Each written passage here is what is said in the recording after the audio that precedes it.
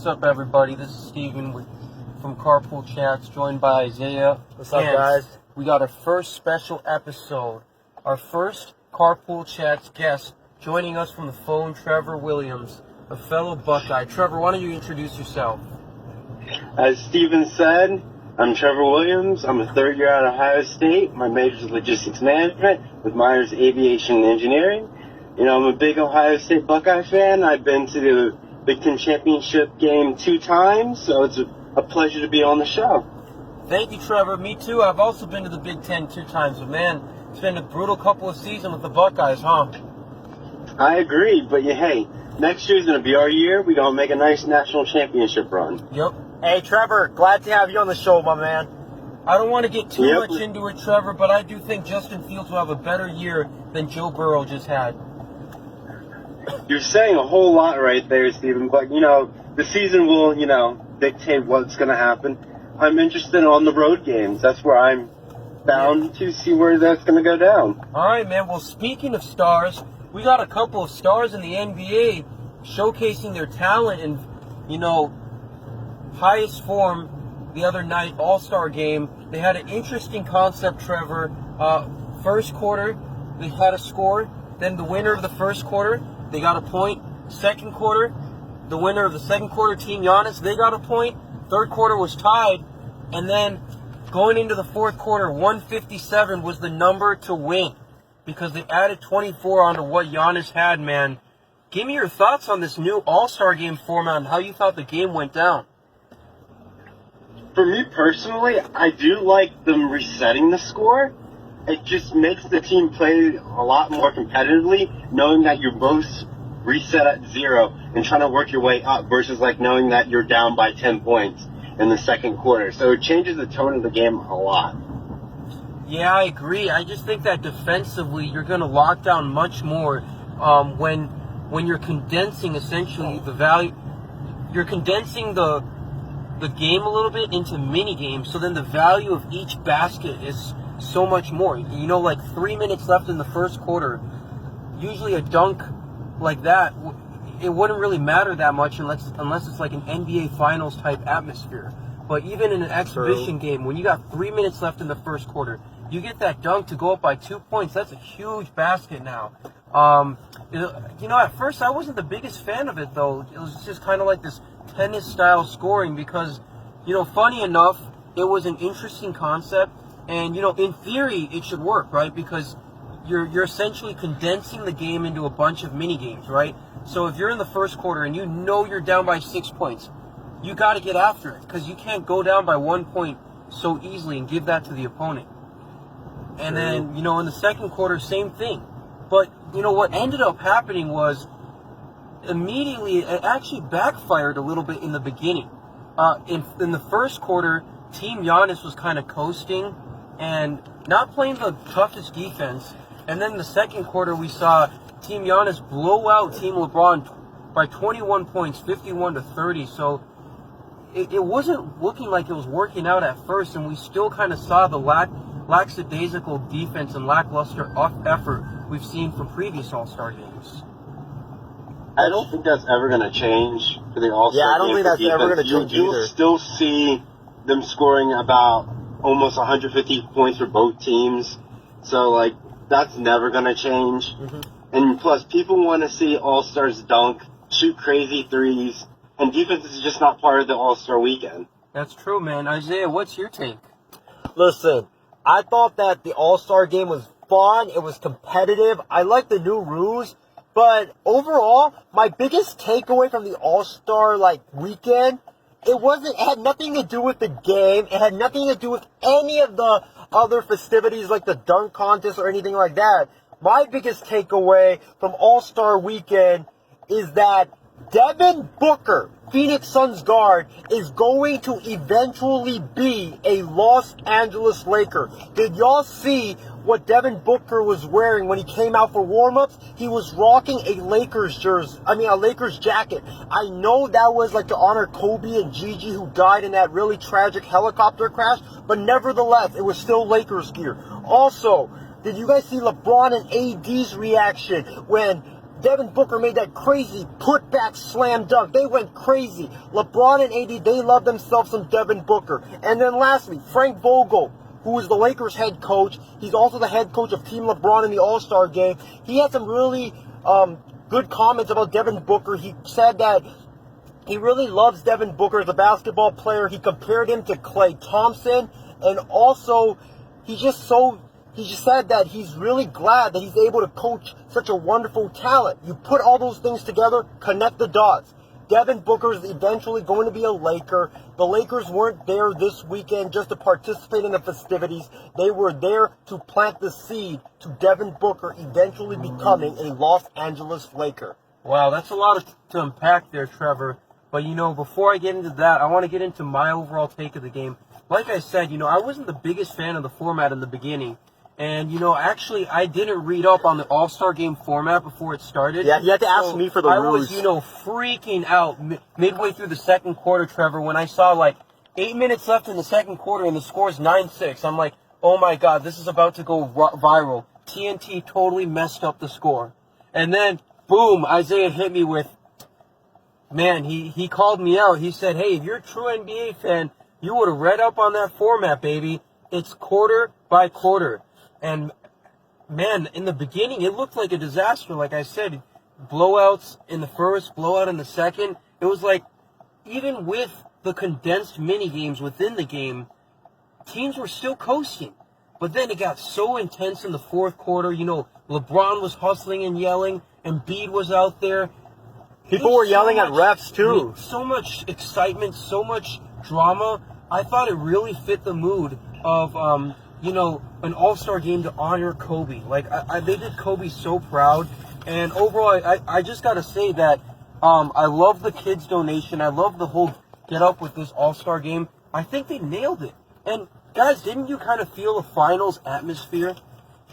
Yeah, I did. agree with you that. I mean, LeBron looked more mad than when he played the Warriors in 2016. True. And, man, there's some crazy calls. And you could challenge plays. Man, I mean, there's a lot to unravel there. I could go on and on about it. But, for now, Trevor, I want you to give your take on where you think Devin Booker will land. Is he a Suns for life? Possibly Minnesota, LA? Because Isaiah planted a seed there.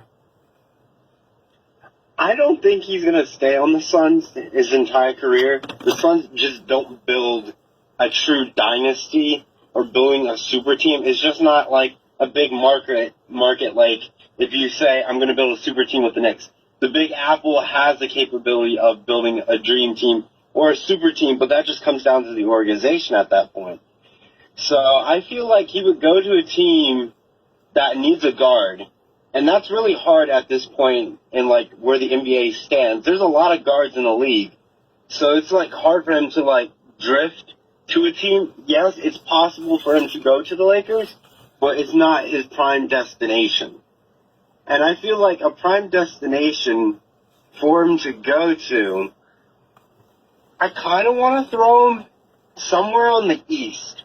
Because, the East has a lot of growing potential. And the West just seems a lot of, competitive teams to try to reach the finals. If you went to the East, he has a better chance of reaching the NBA finals. Difficulties there earlier. Had the video stopped in the middle.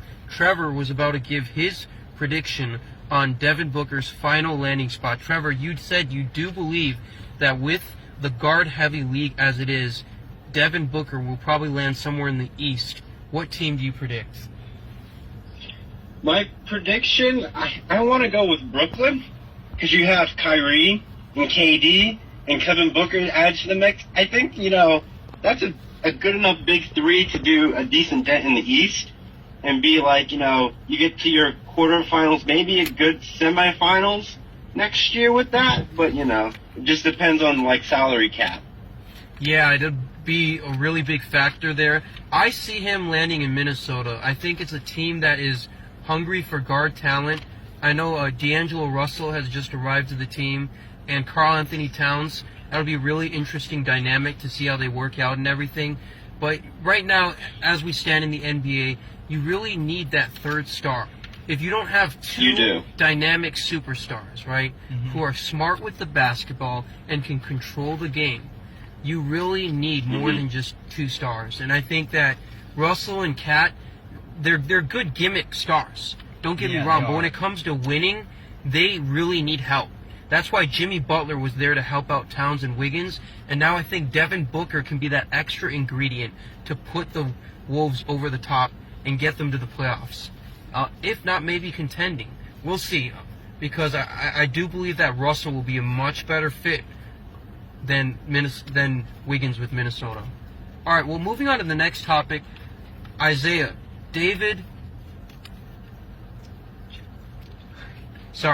Beilein, the Cavs head coach, has stepped down at a 14-40 last place Eastern Conference record. What's your first takeaway from this? Listen, I have 2 reactions to this. Number 1 is that I am very saddened by this. Okay? The reason why I am saddened by this is I love John Beilein, man. John Beilein did a hell of a job at Michigan. I think he was, Michigan's winningest head coach, if I'm not mistaken. I always want to see college head coaches, when they go into the NBA, I always root for them to succeed. And this was, nothing less. I was rooting for John Beilein to succeed, and it just so saddens me that his tenure in Cleveland was a disaster. And my second reaction is I'm just really confused, because if you're John Beilein, you just signed a 5-year contract to be the head coach of the Cleveland Cavaliers. And you say, you quit because the losing took a toll on you. What were you expecting when you took the job? Were you expecting the Cavaliers to be 40-10 and in first place in the Eastern Conference at the All-Star break? Or were you expecting the Cavs to be contending for a 5th, 6th, 7th, 8th spot in the East? No, everybody knew at the beginning of the season that the Cavaliers were going to lose a ton of games. Everybody predicted where they were going to be right now. So I really don't understand why you're quitting because of the losing, because if you did your research on this job, you would have known that this is where the Cavs were going to be. And speaking of the Cleveland Cavaliers, I got to get something off my chest real quick. The Cleveland Cavaliers are in an identity crisis right now. Kobe Allman, the general manager, that's an insinuating Dan accusation. Gilbert, the owner, they are basically stuck whether to go on a full-fledged rebuild or just be like the Charlotte Hornets and be content with being the 6th, 7th, or 8th seed, knowing that, yeah, you're going to make the NBA playoffs, but you're going to get bounced out of the first round every time. They are stuck in the middle. They don't know what they're going to do. That's why they have all these young guys, and then they have all these veterans. The Cavs are in a no-win spot, and until they figure out what they want to do, they will not be going anywhere, no matter who their next head coach is. Man, those are some insinuating accusations, Isaiah. I don't know if I can agree with you about the whole vision of the Cavaliers in the future, but I think the big takeaway from here is not about John Beilein. It's really about coaching and how even when you have the expectations laid clear that you're part of a rebuilding franchise, your image is ruined by all that losing. And I liken this to the Kevin McHale situation in the Timberwolves, in which the Timberwolves were a rebuilding team. They were expected to lose a lot of games. They were expected to have ugly records like 13-50 or like 20-40 or 14-40 like the Cavaliers have right now. But it just kept happening with McHale. And nothing ever got better, right? Yeah. And then he got fired. And it wasn't until a very long time that he got that opportunity to coach in Houston again, because his reputation had been tarnished from all that disaster in Minnesota. Was it all fair to put it on him? No. But it got tied to his name.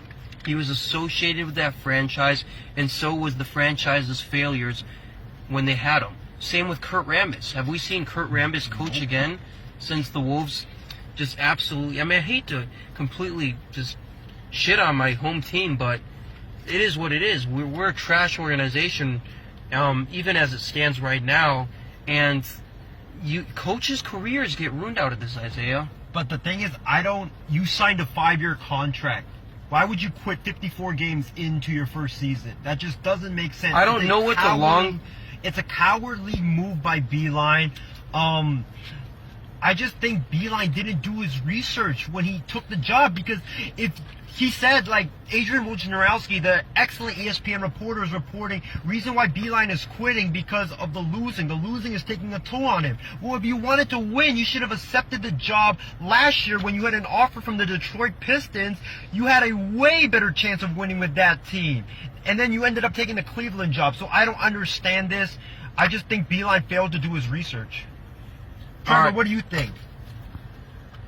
I think leaving early from the season affects a team's organization. If you see a coach leave midway through the season, it makes the organization question itself.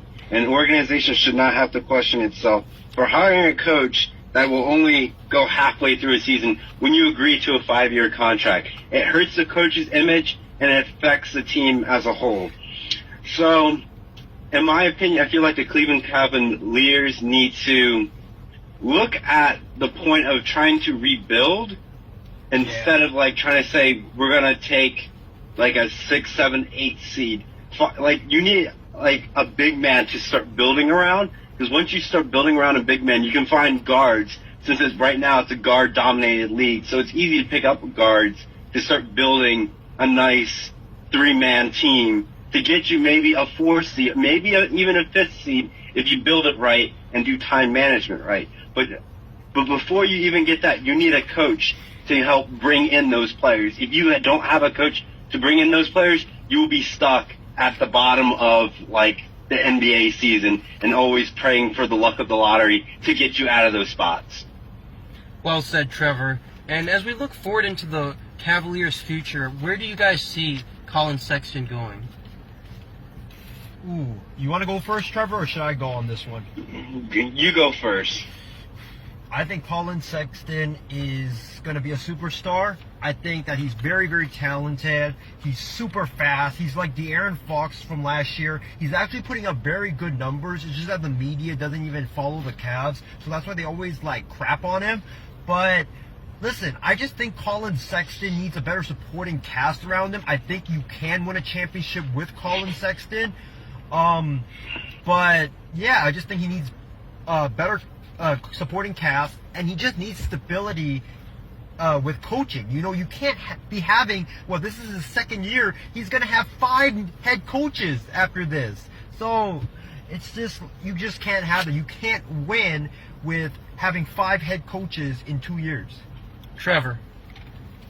I agree with that. Like, having head coaches being like a revolving door in and out, no player would want to get behind that. I'd be like, oh, well, this year we just fired another head coach. Like, we don't have a leadership.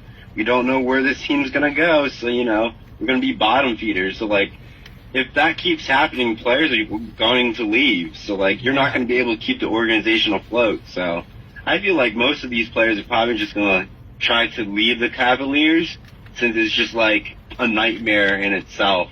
Like, I would, like, literally go to Indiana and be an Indiana Pacer. That's and funny. then just trying to work my way through. Hey, well, that's why I absolutely hated the Andre Drummond trade. Because, listen, you guys got Kevin Love, Tristan Thompson already. You add Andre Drummond for what? He's going to walk after the season. The guy's going to be he's a free agent. There's no, like, I don't understand the trade for Andre Drummond. You're going nowhere. Why would you trade for a big man that is going to just be there for 2 months? It just doesn't make sense. That's why I've been very critical about some of the decisions that Kobe Altman has made, because it just feels like they don't have a direction on their team right now. They just don't. Yeah, that's a lot to unpack there. But Give your thoughts on the Beilein thing. I like I said, I think that this is kind of a long-term image thing. Yeah, it looks bad for him to quit early, but he doesn't want to be in a perishing franchise with the Cavaliers and have his long-term name attached to that. So he made the what he thought was the best decision for himself. I have no idea where he's going to go moving forward. I think he's going to go back to college. He's better fit for college. But yeah, I think going back to college and kind of retaining his reputation as a coach is probably the best move for him. As far as Colin Sexton, I likened him to a more athletic Mike Conley. He's good hustler. He's pretty great scorer. He can pretty much score in every facet, but he's not, extra proficient or specialize in any one form of scoring. So overall, I do see his career playing out pretty similar to Devin Booker's, even though they're not similar players. And I see him going to a team like a depleted Golden State in the future, maybe when Curry gets old or Thompson gets old, or maybe a Minnesota Timberwolves. I got to throw my Timberwolves in the mix once in a while. Maybe even the Brooklyn Nets. But we will see. Moving on to some NFL talk, guys. Your LA Chargers quarterback, former San Diego Chargers quarterback, Phillip Rivers, Trevor, has just basically been released by his team. They have, informed him that he's going to have to test the open market if he wants to come back into the NFL. Where do you see perhaps his best opportunity? Well, I can't wait to hear this. So the question is, I guess he's going to try to win a ring. That's the bottom line. I think so the team that he has to be going for the win right now. Yeah. So for him to be a guaranteed playoff spot is him going to the Indianapolis Colts. Because that division alone will give him probably one of the easiest routes into the playoffs. And he'll probably end up playing against, I have no idea in the wild card. You could have the Raiders slip in the wild card, but that's rare. But I don't want to doubt any of those Raider fans out there. But I don't know. It's really hard in the AFC because the wild card spots are really a toss-up. Because, I don't know which team I want to say that's going to ride in the spot in the meantime. So, I could see, the Texans slipping in the wild card spot, and you have, the Bills. So, Phillip Rivers might have to face the Bills in the wild card weekend. And then after that, he may have to face, a Lamar Jackson or Patrick Mahomes. And it's still going to be, a struggle for him to even get through it. Colts don't have the best offensive line out there, so it's he's in the same spot that he was in San Diego with not the best offensive line.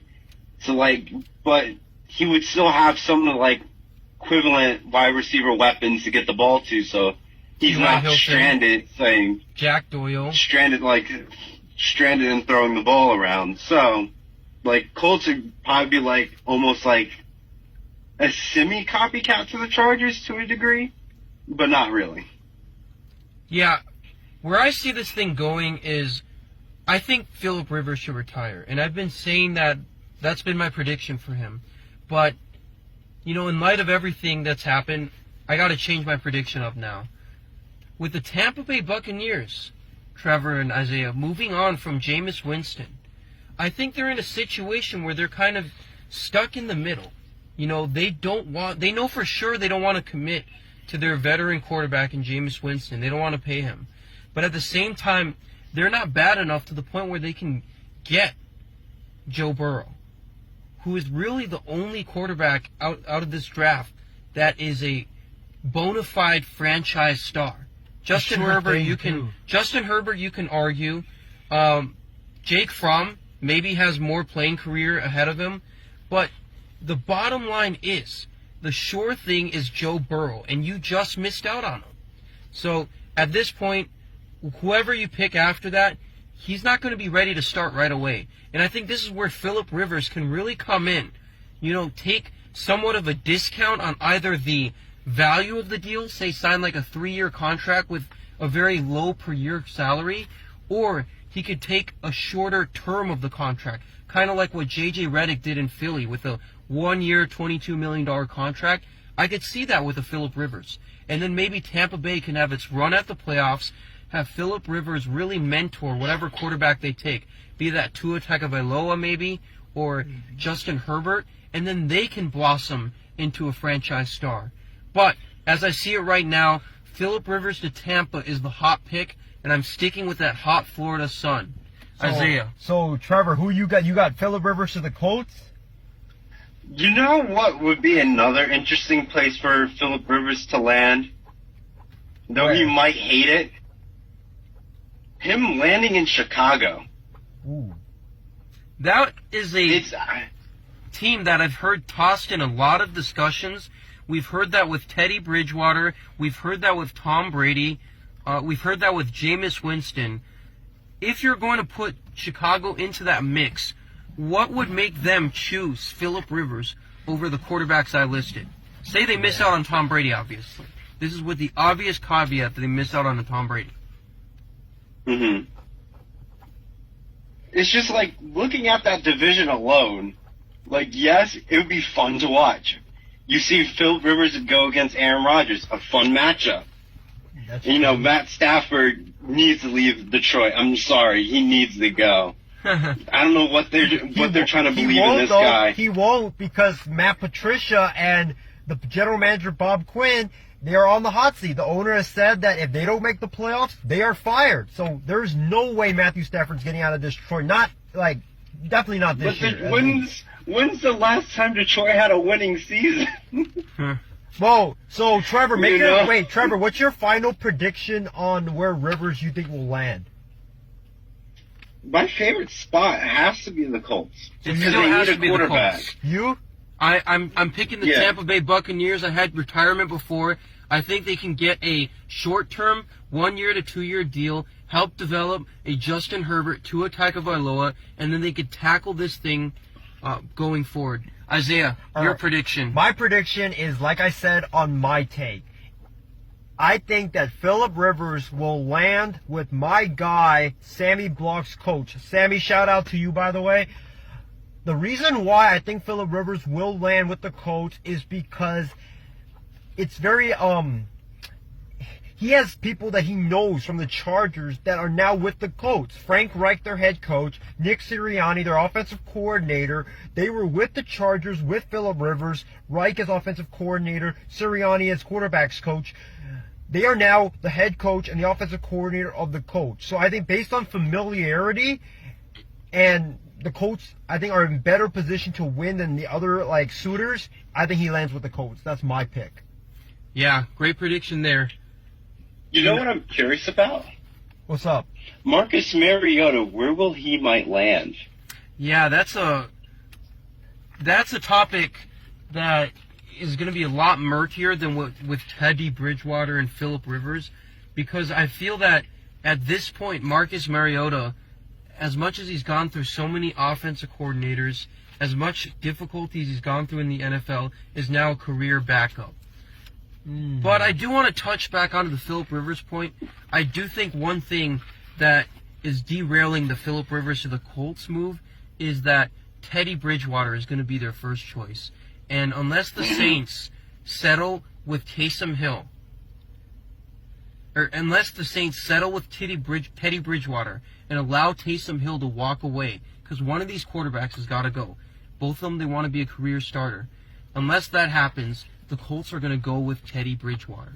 If Teddy Bridgewater hits the open market, I just don't see the Colts not capitalizing on that. My thing is, because he's still young, so I would capitalize it on as well. My thing is, I think both of them are gone. Because, as you said, they both want to be starters. Guess what happened today? Drew Brees announced he's coming back.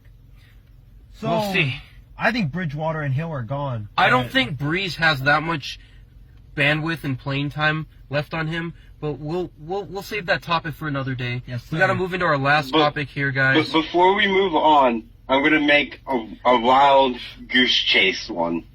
I'm going to say Marcus Mariota is going to find his way to the Chargers one way or another. Wow, I would love to see him in that dynamic offense. Because I know the Chargers won't get Tua, but getting Marcus Mariota, he's a decent enough quarterback. He has weapons on the Chargers if he goes there.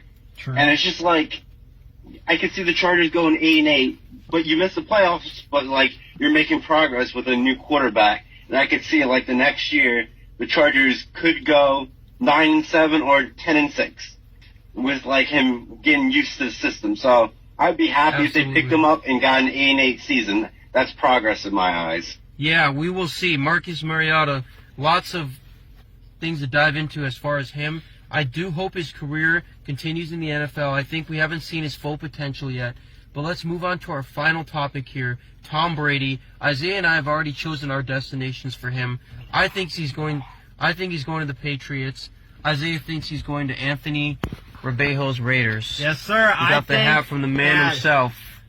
I think that Tom Brady, is gonna go to my man Martin Garcia's and Anthony Rebejo's Las Vegas Raiders. Reason being is because they just got all the pieces. You know, John Gruden, one of the most creative offensive minds in the NFL. They've got a great wide receiver corps. They can still add another receiver to that wide receiver corps. They've got a great running back in Josh Jacobs. You can hand him the ball. You don't need to put everything on Tom Brady's shoulders. They've got a good tight end in Darren Waller. All they just got to do is fix that defense, and the Las Vegas Raiders, they will be Super Bowl contenders. But you add Tom Brady to that, fix that defense, bam. Yeah. No, go, Steven, go. I just think he's going to stay with the Patriots. I see an easy path to the playoffs for him. And listen, Tom Brady, he's taking a big risk out there going on with these other teams. Mm-hmm. I know, Anthony, you love your Raiders and everything, but I think at this stage in his career, he is really looking to contend for titles. And other than maybe the Chargers, I just don't see any other team having the weapons to get him where he needs. And the Bears, they're too committed to Trubisky. Trevor, Yeah, they are. I want to hear your take. Trevor, now. give us your prediction on where Tom Brady ends up when free agency kicks off in March. I know being with the Patriots, he might have like a 2-year contract extension, which is perfectly fine. But the one I'm want to throw out there that's a really oddball is Carson Wentz. If the Eagles decide to get rid of him since he's so injury prone, would they want to go up and pick up Tom Brady? I just don't Just see to win that. another Super Bowl. Listen, Trevor, I've heard crazy ideas pitched out there by sports analysts, and that's exactly why they're just talk show hosts and not coaches, similar to us. I just, I don't see any of these crazy ideas, actually conceptualizing. I know But Jimmy. Just picture the NFC East with Tom Brady in Philadelphia beating up Dak, beating up the Giants quarterback. I don't even care who he is. The Washington Redskins. Tom Brady would just wax that, and I could see the Eagles being 13-3 or 12-4, destroying the NFC together, get to the Super Bowl with the Eagles and win. Trevor, I'm going to put the odds of Tom Brady ending up in the Eagles is lower. It's lower than Tom Brady going to the Cowboys. I think Tom Brady going to the Cowboys, that's more likely to happen than him going to the Eagles. That's what I'm just saying. They're not going to get rid of Dak. I don't see the ideas manifesting themselves. We've heard the names of Carson Wentz, Dak Prescott, Jimmy Garoppolo being tossed around. Maybe the Niners should let go of Garoppolo for $2 million, then get Brady. Maybe the Cowboys should move on from Dak. Maybe now you're tossing in Wentz and the Eagles. And that's the reason why these broadcasters stay broadcasters and not GMs and coaches. They don't know the nuances, just like we don't. Yeah, I think one thing I think that Dan Orlovsky really brought up that was a great point is that Kyle Shanahan loves a good rollout quarterback who can execute the play actions, be a little bit mobile and creative with the ball. And I just think that at this stage of his career, Tom Brady doesn't have that in his athleticism anymore. True. Wait, where's Joe Flacco at the moment? He's in Denver. He's with in the Denver. Broncos. Would Denver want to get rid of him and invite Tom Brady? Nah, dude, they have young Drew Lock. I could see Elway doing something like that. Because remember, he got rid of Tim Tebow. Yeah, I Just to bring understand Peyton that, Manning but in. Denver doesn't quite have the same team built up that they did before when they got Manning. They're not a playoff team without Brady.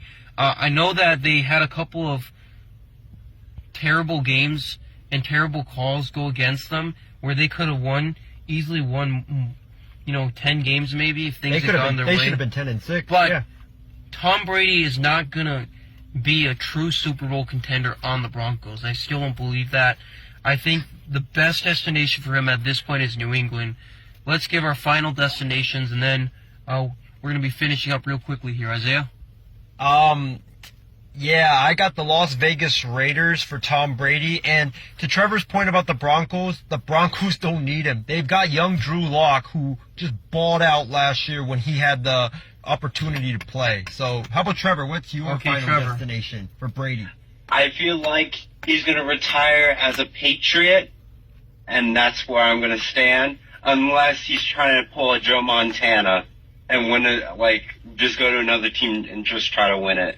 And I just feel like a team that has the potential to get him there, I feel like Tom Brady can make any wide receiver good, because that's how he worked with the Patriots. So, like, wherever he ends up, he's going to make that team somewhat of a playoff contention if it has a good offensive line. If it doesn't, he's not going to the playoffs.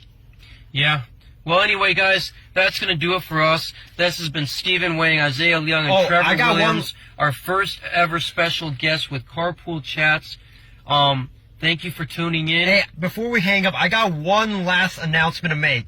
If you guys want to be on this show, just call us. Just let us know, and we will put you on this show. We've got Steven's car has a very nice speaker system. We can just you guys call us up, we hook you up to it, and it's perfect. So if you guys want to be on the show, just let us know, and we will definitely make it happen. Okay, guys, this has been Steven, Isaiah, and Trevor with Carpool Chats. Remember, that number is 510-399-3732. Anthony joined out here in the back, Las Vegas Raiders fan, praying for Tom Brady to come over. We'll see what happens, guys, but we're tuning out. All right. Thanks for joining us, Trevor. Thank you for joining us, Trevor. You're welcome. Later. You're welcome.